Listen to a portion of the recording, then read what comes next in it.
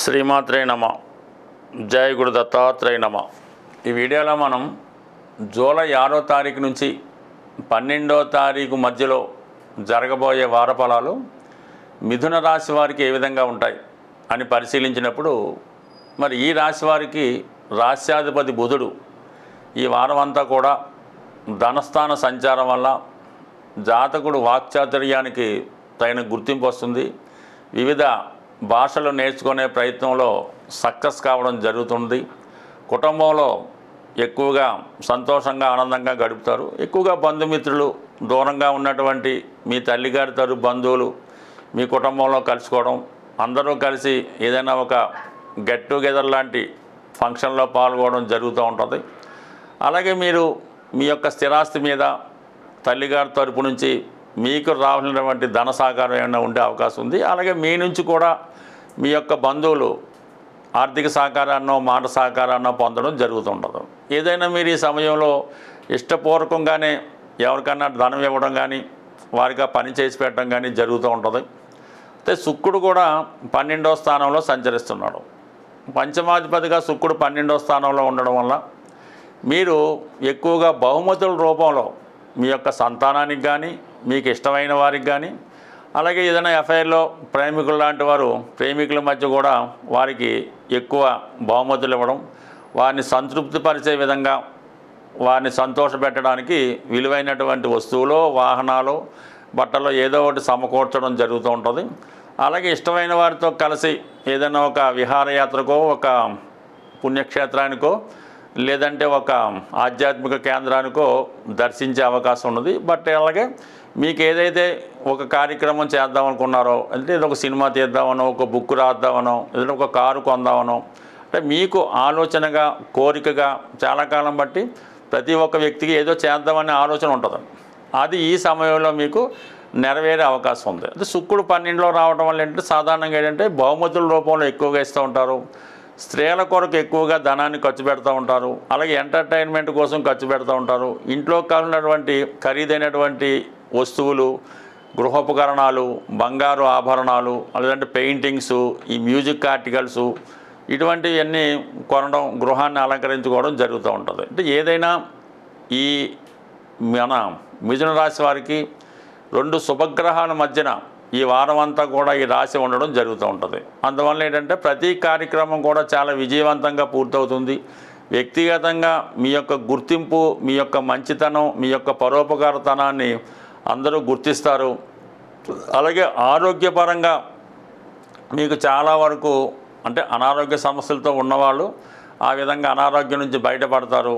ఎటువంటి కష్టాలున్నా, విపత్తులున్నా అవి వాటి నుంచి బయటపడడానికి సంపూర్ణంగా ఈ 2 గ్రహాలు అంటే శుక్ర బుధ గ్రహాల మధ్యన ఉన్నటువంటి రాశి కంప్లీట్గా మీరు ఏదైతే చేద్దాం అనుకుంటారో అది కంపల్సరీగా జరుగుతుంది. దాంతో రాశి అందే గురువు ఉన్నాడు. ఈ గురువు రాశిలో ఉంటే ఇంకేముంది, జాతకుడిని మంచి మార్గం వైపు నడిపిస్తూ ఉంటాడు.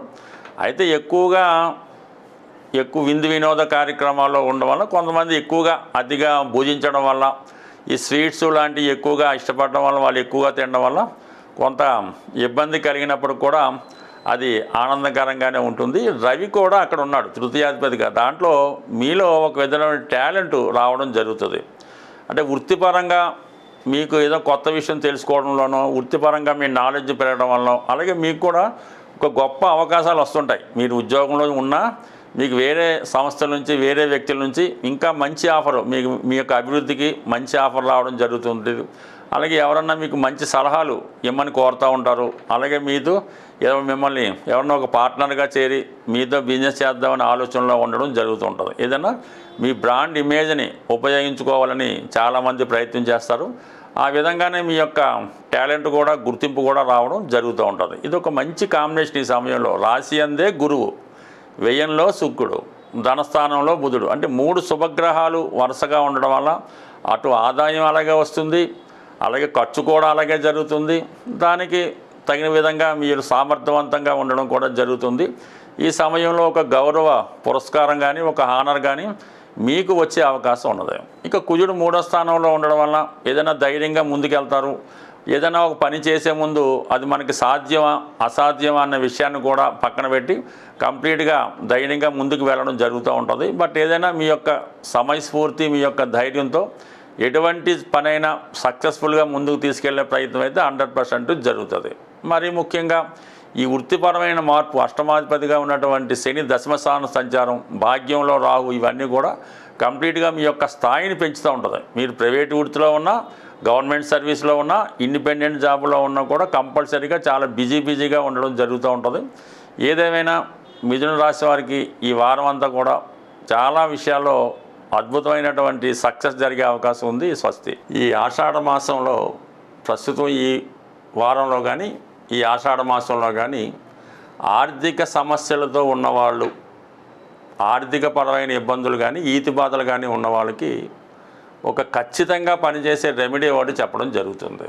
ఇది కొద్దిగా ధనంతో, శ్రమతో, నియమంతో కూడుకున్నది.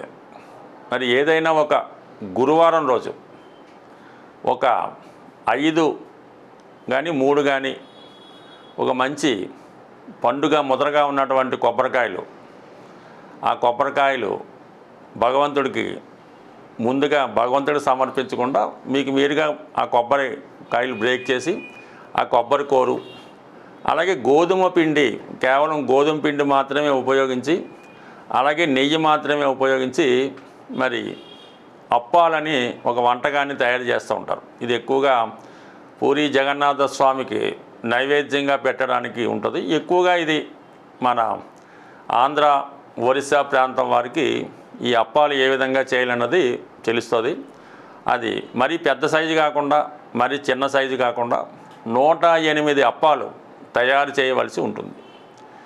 ఈ అప్పాలు తయారు చేసే క్రమంలో కానీ, ఈ కొబ్బరికాయలు కొట్టే క్రమం కానీ ఏ విధంగా కూడా ఎంగిలి అన్నది అవ్వకూడదు. ఇప్పుడు కొబ్బరికాయలు కొడతారు, ఆ కొబ్బరికాయ నీళ్ళు ఈ పిల్లలుగా ఎవరికో తాగిస్తూ ఉంటారు. అలాగే కొన్ని మధ్యలో ఈ రుచి వస్తూ ఉంటారు, శాంపిల్ చూస్తూ ఉంటారు. తయారైన తర్వాత దేవుడికి పక్కన పెట్టి మిగతా అలా కాకుండా ఆ వంటకం పూర్తి అయ్యేదాకా కూడా చాలా శుచిగా, చాలా శుభ్రంగా మడితో తయారు చేయాలి. ఏమాత్రం ఎంగిలి అన్నది తగలకూడదు. కనీసం ఆ వంటకం తయారు చేస్తున్నప్పుడు మాట్లాడటం కూడా మాట్లాడకూడదు. ఒకవేళ మాట్లాడితే మాస్క్ పెట్టుకుని మాట్లాడవలసి ఉంటుంది. ఎందుకంటే ఆ తుప్పర్లే పడుతుంటాయి కాబట్టి ఈ విధంగా ఎట్టి ఎంగిలి పడకుండా చాలా నియమంగా 108 అప్పాలు తయారు చేసి ఈ గురువారం రోజు ఆ జగన్నాథ స్వామి అంటే కృష్ణ పరమాత్ముడికే నైవేద్యంగా పెట్టి, ఈ నైవేద్యంగా పెట్టిన తర్వాత కొంత టైము భగవంతుడికి విడిచిపెట్టి ఆ గది తలుపు క్లోజ్ చేసి కనీసం 2-3 1 గంటన్నర తర్వాత మళ్ళా ఆ ప్రసాదాన్ని, అంటే అది కేవలం ఒక 12 మందికి, అంటే మీ చుట్టుపక్కల ఉన్నటువంటి ఇళ్ళ వారికి ఒక 12 మందికి ఆ ప్రసాదాన్ని పంచిపెట్టడం, మీరు కూడా తినడం వల్ల కంపల్సరీగా మీకు ఈ యొక్క నైవేద్యం పెట్టడం వల్ల అది మీ నియమాన్ని బట్టి, మీ యొక్క శుభ్రతను బట్టి, ఆ వంట చేసే ప్రదేశాన్ని బట్టి కూడా ఆధారపడి ఉంటుంది. చాలా తొందరగా మీరు ఈ ఫలితాన్ని కేవలం 9 అంటే 9 రోజుల్లో మీ యొక్క ఎటువంటి కోరికైనా అది తీరగలిగేది అయితే మాత్రం 100% తీరుతుంది. భక్తి శ్రద్ధలతో ఈ వంటకాన్ని తెలియపోతే నేర్చుకోనన్నా చేయడం వల్ల 100% మీరు ఇందులో విజయాన్ని సాధిస్తారు. ఒక్కసారి ప్రయత్నం చేయండి. మళ్ళా నెక్స్ట్ ఇయర్ మళ్ళా చేయొచ్చు, మళ్ళా నెక్స్ట్ ఇయర్ చేయొచ్చు. కానీ సంవత్సరానికి కూడా మీ యొక్క స్థాయి, హోదా కూడా పెరగడం అన్నది ఆ జగన్నాథ స్వామి యొక్క అనుగ్రహంతో నెరవేరుతుంది. అంటే మనకి విష్ణుమూర్తి రూపంలో ఏ దైవాన్ని పూజించినా మన కేంద్రాలు, అంటే రాశి చక్రంలో ఉన్నటువంటి కేంద్రాలు యాక్టివేట్ అవ్వడం జరుగుతూ ఉంటుంది. అంటే 1, 4, 7, 10 కేంద్రాలు యాక్టివేట్ అవుతాయి. కేంద్రాలు బలంగా ఉంటే జాతకుడు ఆయుష్ బాగుంటుంది, అదృష్టం బాగుంటుంది. కాబట్టి ఈ విధంగా మీరు చేయడం వల్ల కంపల్సరిగా మీకు మీ జాతకంలో ఉన్నటువంటి అదృష్ట యోగాలు యాక్టివేట్ అయ్యి మిమ్మల్ని అదృష్టవంతులుగా మార్చే అవకాశం ఉంటుంది. స్వస్తి.